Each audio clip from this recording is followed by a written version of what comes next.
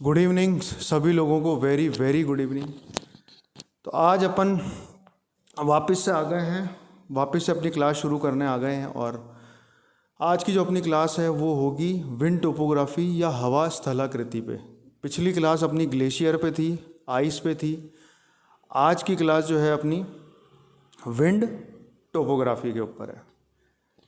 अब विंड क्या चीज़ होती है? हवा एक बहुत पावरफुल चीज़ होती है, बहुत पावरफुल। वो कुछ भी चीज़ कहीं से भी उड़ा के ले जा सकती है। आप देखिए कि आपके घर में आप हो और वहाँ पे आंधी आती है तो कपड़े उड़ा के ले गई, ये उड़ा के ले गई, कांच तोड़ दिए, मतलब आदमी, कारें तक उड़ जाती हैं, कारें गाड़ियाँ तक उड़ जाती हैं, मोटरसाइकिलें तक गिर जाती हैं। हवा इतनी स्ट्रांग होती है, जब ये अपने पे आए तो ये किसी को भी उड़ा के ले जा सकती है। तो ऐसी ही चीज़ जो है, ये जो स्थलाकृति जो होती है वो ज़्यादातर उन इलाकों के अंदर होती है जहाँ पर मरुस्थली होती है या जहाँ डेजर्ट होता है। वो डेजर्ट जहाँ पर पहाड़ भी होते हैं, जहाँ पे चट्टानें भी होती है। तो ये हवाएं ऐसी जगह पे क्या क्या बनाती हैं, आइए आज हम आज की क्लास के अंदर जानते हैं। तो विंड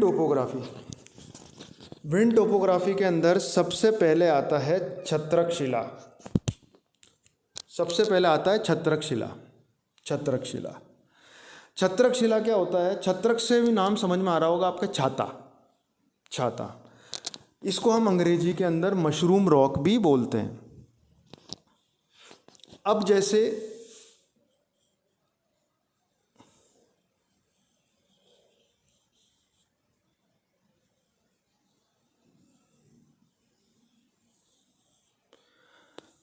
जैसे मान लीजिए ये पूरी चट्टान है, पर कोई भी चट्टान जो है वो केवल बहुत स्ट्रांग नहीं होती है, उसके अंदर कुछ कमज़ोर चीज़ भी होती है और कुछ हार्ड चीज़ भी होती है।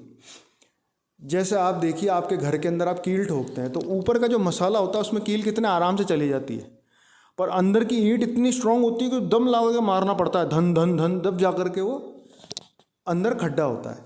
उसी तरीके से कोई भी मरुस्थली के अंदर इस तरह की चट्टान है तो इसका बाहरी जो इलाका होता है, आउटर शेल जो होता है, ये होता है सॉफ्ट और ये होता है हार्ड अंदर का। अब जैसे हवा चली तो हवा इसको तोड़ना शुरू करती है। कई साल लग जाते हैं, 200, 400, 600, कई साल, कोई फिक्स नहीं है।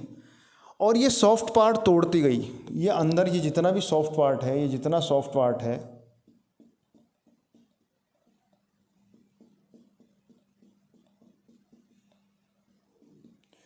ये सॉफ्ट पार्ट है, इसको हवा तोड़ती गई, काटती गई, तोड़ती गई।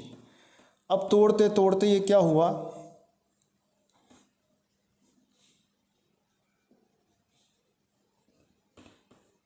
तोड़ते तोड़ते ये तो सारी सॉफ्ट चट्टानें जो हैं ये तो सब साफ हो गई, ये साफ हो गई।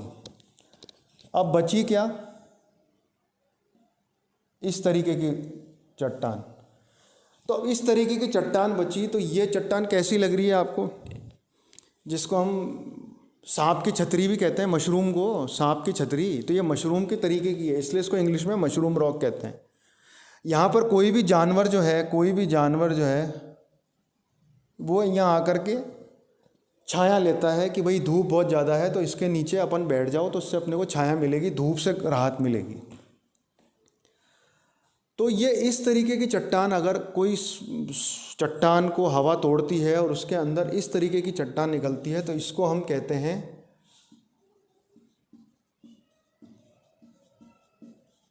मशरूम रॉक या छत्रक शिला। अब दूसरी चीज़ है इसके अंदर पिलर।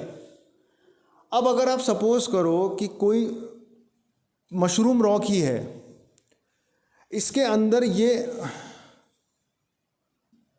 ये हिस्सा सॉफ्ट है, तो हवा क्या करेगी, कुछ टाइम के बाद में इसको भी ख़त्म कर देगी, इरोड कर देगी, अपर्दन कर देगी। तो अपर्दन करने के बाद के अंदर ये इस तरीके की अगर कोई चट्टान आपको खड़ी हुई दिखती है तो ये कहलाती है पिलर, ये कहलाती है पिलर। एक तो मशरूम रॉक से पिलर बनती है, दूसरी पिलर जो है अगर सपोज करो वही इसके चारों तरफ ये सॉफ्ट है, नरम चट्टान है, ये हार्ड स्टोन है, ये सॉफ्ट स्टोन है, तो हवा सॉफ्ट को तो काट देगी, सॉफ्ट को काट देगी, ये सॉफ्ट को काट दिया, साफ हवा आई, ये सॉफ्ट मिट गया, सॉफ्ट साफ हो गया, तो ये एंड में जो बची हुई है ये कहलाएगा पिलर। तो दो चीज़ मैं आपको समझा चुका हूँ, एक है छत्रकशिला मशरूम रॉक और दूसरा पिलर, दूसरा है पिलर। अब उसके बाद में आता है यार्डग।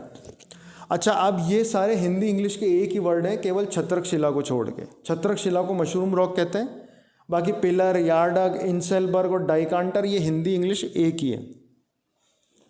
अब इसके बाद में आता है यार्डग, इसके बाद में आता है यार्डग।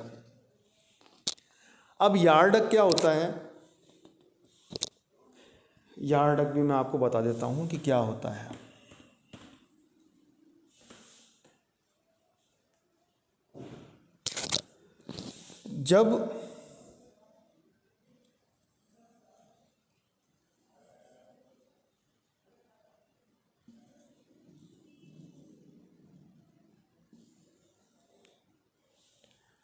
जब एक से ज़्यादा पिलर एक ही लाइन के अंदर खड़े हों तो इसको हम कहते हैं यार्डग।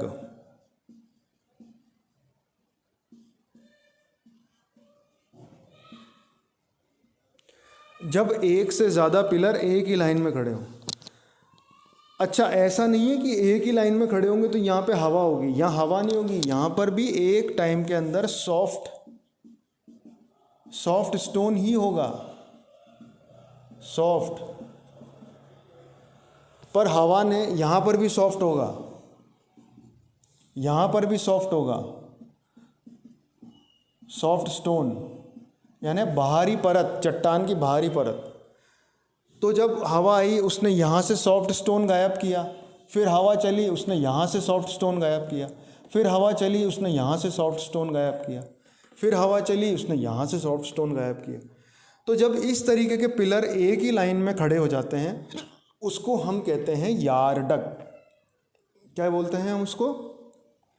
यार्डग।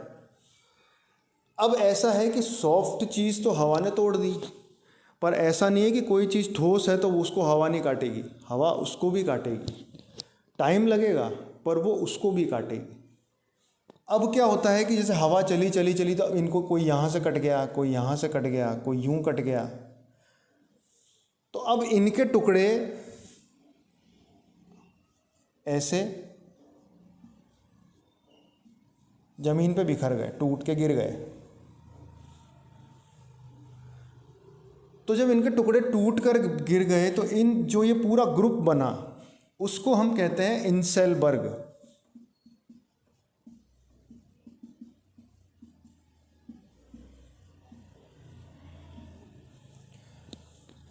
जब यार्डग में जो एक से ज़्यादा पिलर थे, हवा ने जब इनके ऊपर भी चोट करी, इनके ऊपर भी हवा ने प्रहार किया, और जब वो कई हजारों साल बाद टूट के ज़मीन पे गिर गए, छोटे छोटे छोटे टुकड़े इसके, तो वो एक जगह इकट्ठे हो गए।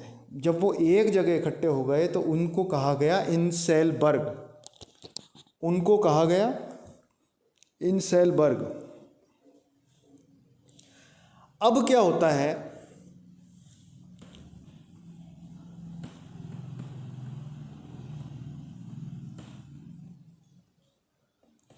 अब ये ग्रुप ऑफ यार्डग जो है, स्मॉल पीसीस ऑफ यार्डग, छोटे छोटे टुकड़े जो यार्डग के हैं जिनको इंसेलबर्ग कहा गया है। अब इनका अगर कोई भी एक टुकड़ा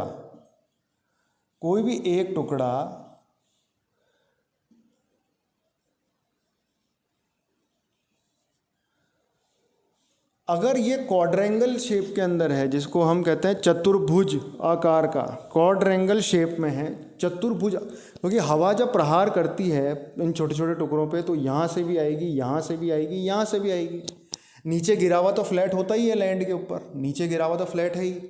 एयर यहाँ से भी आई, यहाँ से भी आई और यहाँ से भी आई। एयर कह लो, विंड कह लो, कुछ भी कह लो, वो आई। तो आने से इसको इस तरीके का कर दिया कि इसको चार भुजाओं वाला कर दिया, चारों तरफ से ऐसा लगने लगा जैसे क्वाड्रेंगल है, ये क्वाड्रेंगल, इस तरीके की आकृति कर दी। जब ये क्वाड्रेंगल शेप का कोई भाटा होता है उसको हम कहते हैं डाइकांटर,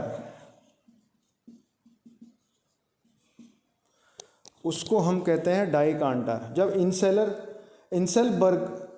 इंसेलबर्ग मतलब पिलर, कई सारे पिलरों के टूटे हुए छोटे टुकड़ों में से जब एक टुकड़ा जिसको हवा अप्रॉक्सीमेटली क्वाड्रेंगल शेप में कर देती है, चतुर्भुज आकार में कर देती है, उसको हम कहते हैं डाइकांटर। तो अभी तक तो ये चट्टानों की बात हो रही थी कि हवा चट्टानों को तोड़ के किस तरीके की आकृति बनाती है।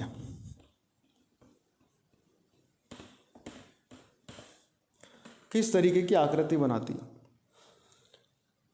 अब अपन बात करेंगे कि हवा जो है वो खाली तोड़ती नहीं है, वो इकट्ठा भी करती है, डिपॉजिट भी करती है, जमा भी करती है, जिसको हम कहते हैं हिंदी में निक्षेपण। हवा जो है वो निक्षेपण भी करती है, निक्षेप भी करती है, डिपॉजिट भी करती है।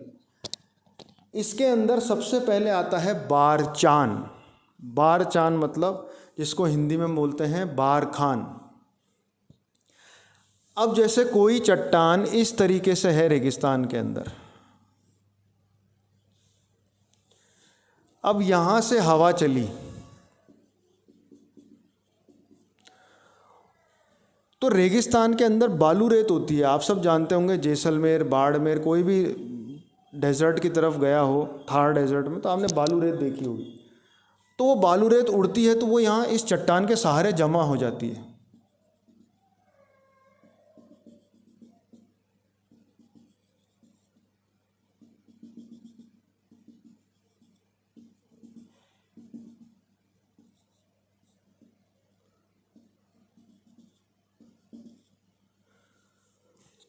तो ये इस तरीके से ये चट्टान के सहारे पे जमा हो जाती है। तो इस तरीके की जो बालू रेत होती है, जो कि आधी तरीके से होती है, एक चट्टान के सहारे पे लगी हुई, जमा हुई भी जो होती है, उसको हम कहते हैं बारचान या बारखान।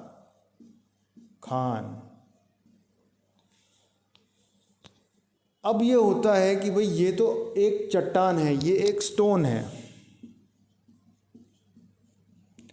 है या एक रॉक है, एक चट्टान है, इसके सहारे के ऊपर सारी मिट्टी इकट्ठी हो गई है। पर हवा तो चलती रहेगी, यहाँ पे बालू रेत लाती रहेगी, तो ये कब तक खड़ी रहेगी? इसके ऊपर भी तो दबाव पड़ता है, इसके ऊपर भी प्रेशर बनता है। तो जब इसके ऊपर प्रेशर बनेगा तो ये चट्टान जो है वो गिर जाएगी, ये चट्टान ज़मीन पे गिर जाएगी।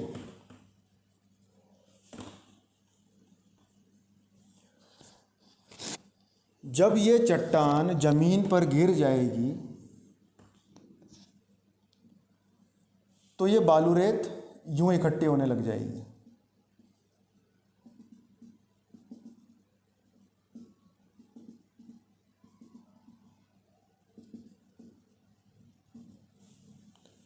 तो जब ये उल्टे कटोरे की जैसे बालू रेत बन जाएगी तो इसको हम कहते हैं सैंड ड्यून्स।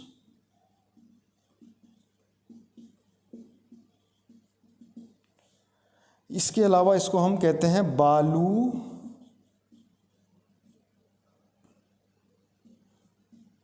का स्तूप, बालू का स्तूप भी कहते हैं।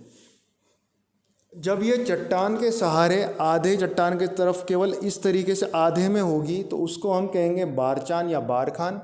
वो चट्टान जब गिर जाएगी और सारी बालू रेत यूँ होकर के एक आधे कटोरे की जैसे हो जाएगी, उसको हम कहते हैं सैंड ड्यून्स, उसको हम कहते हैं सैंड ड्यून्स।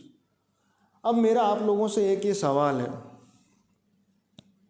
कि सैंड ड्यून्स या बारखान जो होता है जब ये बनते हैं तो क्या हवा यहाँ पर लाके रेत को इकट्ठा करती है, उसके बाद में रेत का क्या होता है, वहीं जमा रहती है या और आगे जाती है? वो और आगे जाती है, क्योंकि हवा कंटिन्यू चलती रहती है और ये इसको बालू रेत को फिर उड़ाएगी आगे, फिर उड़ाएगी आगे। ये तो इसको उड़ाएगी आगे, ऐसा नहीं है कि कोई भी चीज़ एक जगह रहेगी, वो उसको उड़ाएगी आगे।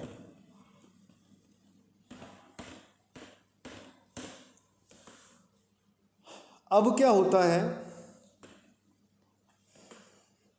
कि वो बालू रेत को जब आगे उड़ाएगी तो आगे तो बिल्कुल खाली मैदान है, बिल्कुल प्लेन सरफेस है, खाली मैदान है, तो वो आगे उड़ाएगी तो इस तरीके से कारपेट बिछ जाती है ज़मीन पे रेत की।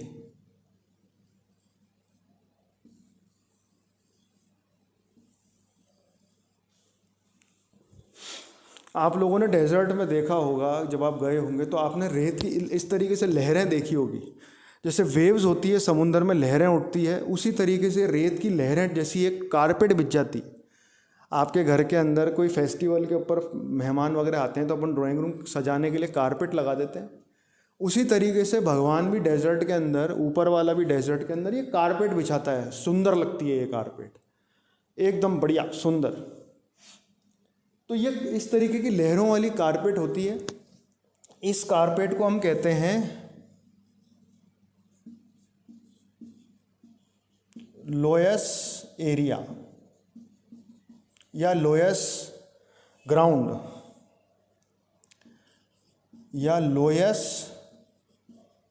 का मैदान।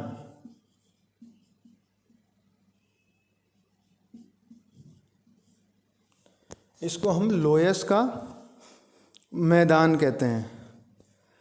अब आरपीएससी के अंदर या यूपीएससी के अंदर अक्सर ये सवाल पूछा जाता है कि दुनिया का सबसे बड़ा लोयस का मैदान कहाँ पर है, सबसे बड़ा दुनिया का। तो सबसे बड़ा दुनिया का लोयस का मैदान है चाइना में। चाइना के अंदर पाया जाता है गोबी डेजर्ट।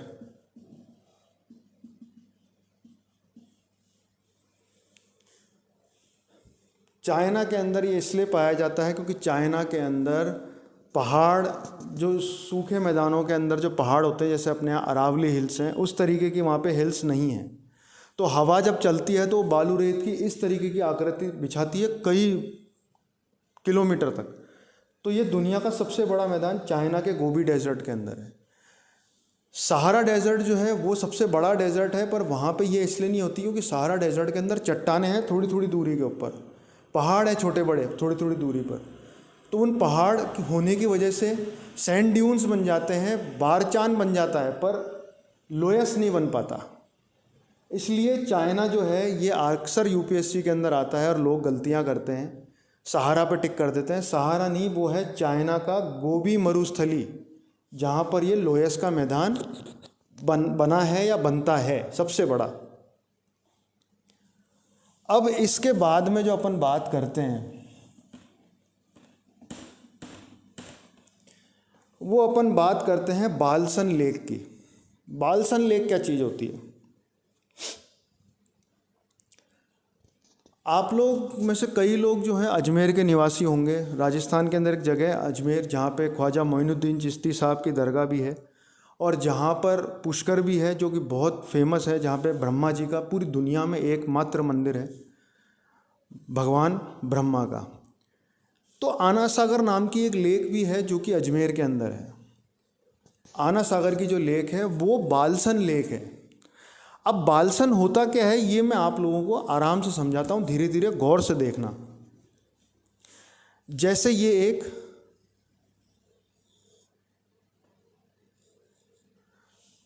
लेक है, ये मान लो आना सागर लेक है, ये आना सागर है। इसके चारों ओर पहाड़ हैं, अरावली हिल्स हैं।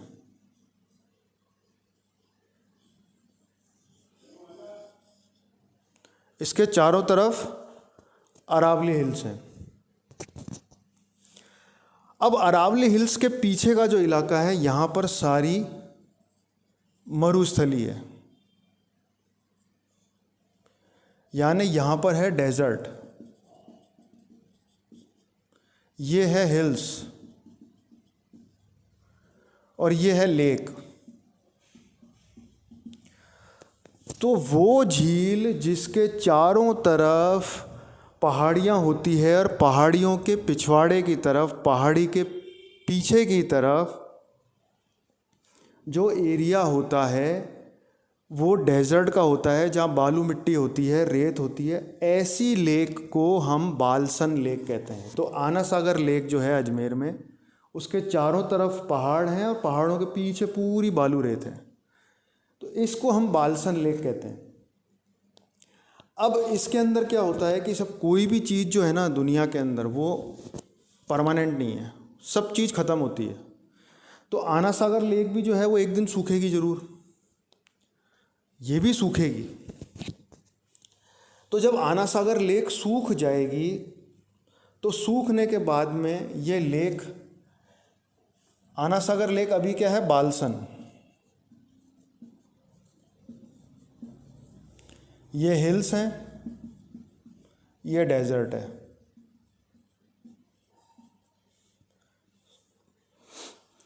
अब जब ये लेक सूख जाएगी तो सूखने के बाद में जब यहाँ का पानी उड़ जाएगा तो उड़ने के बाद में ये बन जाएगी पलाया लेक।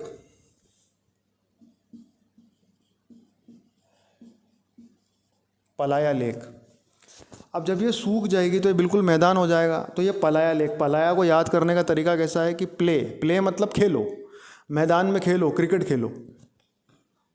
कई साल पहले, 30-40 साल पहले एक बार आना सागर सूख भी चुका है। मैं अजमेर का निवासी हूँ इसलिए मुझे पता है। आना सागर सूख चुकी है, ये पलाया लेक में कन्वर्ट हो चुकी है और यहाँ पर लोग क्रिकेट खेलते थे, फुटबॉल खेलते थे, खूब खेलते थे यहाँ पे। हालांकि मैं जब पैदा भी नहीं हुआ था, पर मेरे फादर वगैरह ऐसा बताते हैं कि यहाँ पर ऐसा हो चुका है एक बार। तो ये पलाया झील हो जाती है। जब आना सागर लेक सूख जाएगी तो ये पलाया झील हो जाएगी।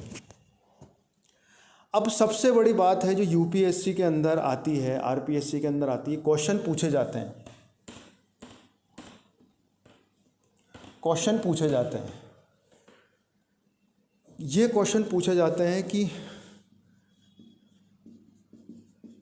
विच काइंड ऑफ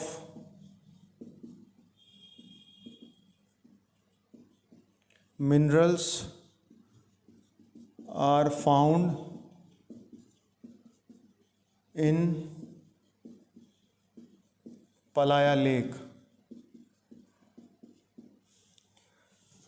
मतलब बालसन झील के सूखने के पश्चात वहाँ पर कौन कौन से मिनरल पाए जाते हैं, ये यूपीएससी आरपीएससी के अंदर सवाल आता है। तो इसका आंसर है number 1 silicon, number 2 salt, number 3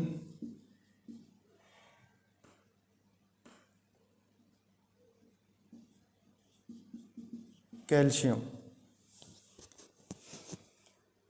silicon सबसे ज़्यादा रेत में पाई जाती है और आपने देखा होगा कि बालसन लेक के चारों तरफ पहाड़ हैं, पहाड़ के पीछे मिट्टी है, डेजर्ट है, तो वो मिट्टी कहीं ना कहीं से उड़ के आती है, तो उस मिट्टी के अंदर आपको सिलिकॉन मिलेगा। पहाड़ से जब पानी आता है बारिश के टाइम के अंदर, एस्केप चैनल है आना सागर के, वहाँ से जब पानी गिरता है तो पहाड़ का पानी उन एस्केप चैनल से होते हुए आना सागर में आता है। तो जब ये सूख जाएगी तो पहाड़ के अंदर से आपको सॉल्ट और कैल्शियम ज़रूर मिलता है, तो वो कैल्शियम और सॉल्ट पानी में मिल जाता है।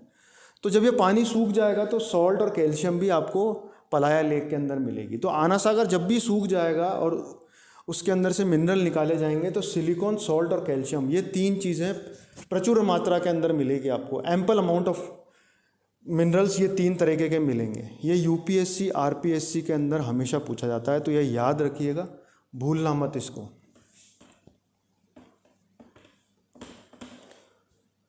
तो मैं आपको बता चुका हूँ कि छत्रक शिला क्या होती है। एक एक छतरी ऐसे होती है, अगर अपन ने छतरी खोली तो वो मशरूम रॉक हो गई, छतरी बंद करी तो वो पिलर हो गई, कई सारी बंद छतरियाँ एक लाइन के अंदर है तो वो यार्डग हो गई, कई सारी छतरियाँ जो है जो पिलर हैं वो टूट गए छोटे छोटे टुकड़ों में तो वो इंसेलबर्ग हो गए।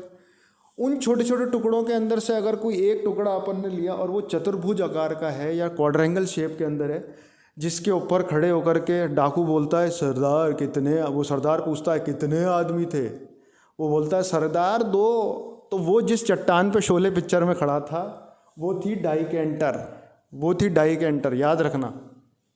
शोले पिक्चर के अंदर वो जो डाकू खड़ा होता है, सांबा खड़ा होता है, सांबा कितने आदमी थे जिससे वो डाकू पूछता है तो वो कहता है सरकार 2, तो वो डाइकेंटर पे खड़ा था। तो उसके बाद के अंदर आता है अपना जो डिपोजिशन से, ये होता है इरोजन और ये होता है डिपोजिशन। बारचान एक चट्टान जो है उसके सहारे पे मिट्टी इकट्ठी हो जाती है, उसको हम बारचान या बारखान कहते हैं। वो जब ज़्यादा दबाव पड़ने से चट्टान गिर जाती है और चारों तरफ आधे कटोरे की जैसे मिट्टी इकट्ठी हो जाती है, उसको हम बालू का स्तूप या सैंड ड्यून्स कहते हैं। लोयस जब बालू आगे उड़ते, हवा उसको उड़ा के ले जाती है और वेव्स की तरह, कारपेट की तरह बिछ जाती है, उसको हम कहते हैं लोयस, लोयस का मैदान या लोयस एरिया। बालसन लेक जिसको हम आना सागर लेक कहते हैं, आना सागर लेक या कोई भी लेक जिसके चारों तरफ पहाड़ हैं और पहाड़ के पीछे के इलाके के अंदर मरुस्थली है या डेजर्ट है, उसको हम बालसन लेक कहते हैं। और जब बालसन लेक सूख जाती है तो उसको हम कहते हैं पलाया लेक। सूखने के बाद में आप प्ले करो, कोई भी गेम प्ले करो, कोई भी स्पोर्ट्स प्ले करो, तो प्ले मतलब खेलना, प्ले से पलाया। तो आज की क्लास के अंदर अपना इतना ही है, आज की क्लास अपनी यही ख़त्म होती है, विंड टोपोग्राफी। अगली क्लास के अंदर अपन बात करेंगे मरियाना ट्रेंच या ओशन से बनने वाली स्थलाकृति की, पानी के अंदर, ओशन के अंदर नीचे समुद्र में क्या क्या चीज़ें बनती है उसकी बात हम करेंगे, जैसे मरियाना ट्रेंच वगैरह। आज की क्लास अपनी इतनी है। जो भी लोग मेरे चैनल पे नए आए हैं वो लाइक शेयर सब्सक्राइब ज़रूर करें और बेल आइकन की घंटी बजाना ना भूलें, क्योंकि इसके बिना नया नोटिफिकेशन आपको नहीं मिलेगा। तो आज की क्लास के लिए अंदर अपना इतना ही, अगली क्लास जल्दी मिलेंगे अपन। जय हिंद।